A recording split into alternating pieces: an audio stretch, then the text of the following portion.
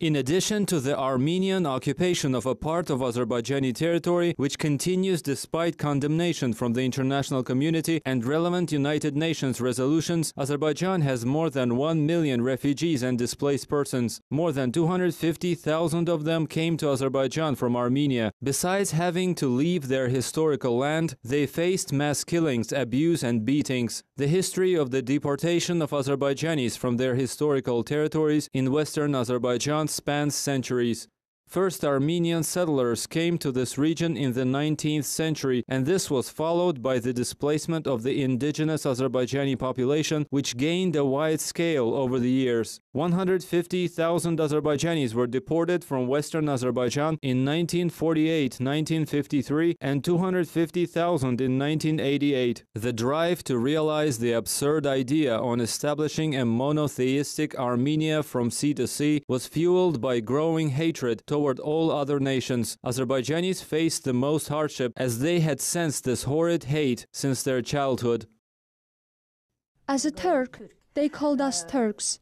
I had sensed their attitude since I was 5. Our neighbors, Armenians, wanted to kill my father. They were holding his throat and trying to strangle him. I was small at the time and couldn't figure out what they wanted from him. This was back in the 60s.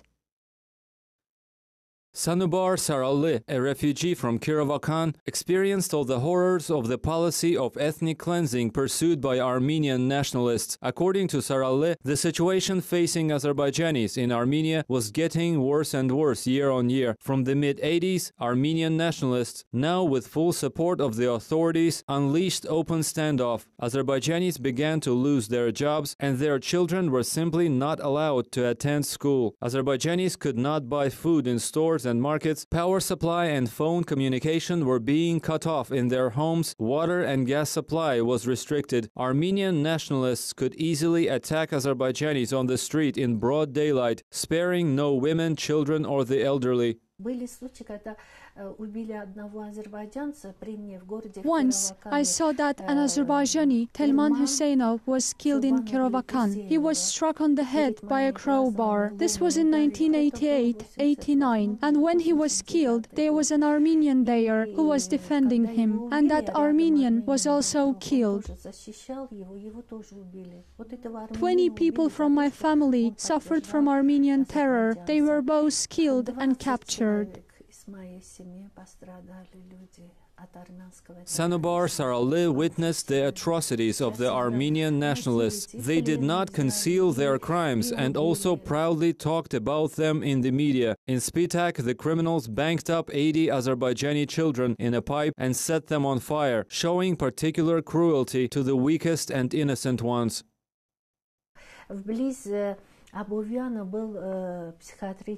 There was a mental institution close to Abovyan. The Armenians undressed mentally challenged men and women and burnt them with boiled water and gave their remains to a zoo to be eaten by animals.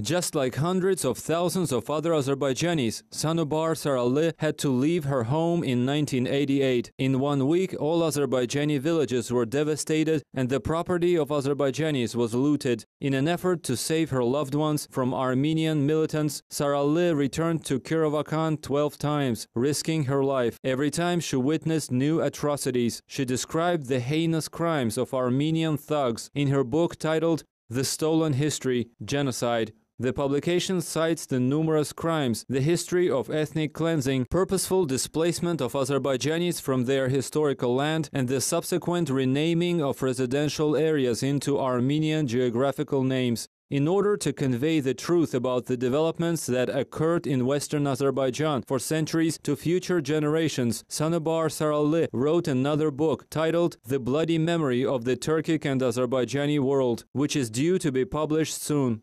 Rustam Abdul Aliyev, CBC.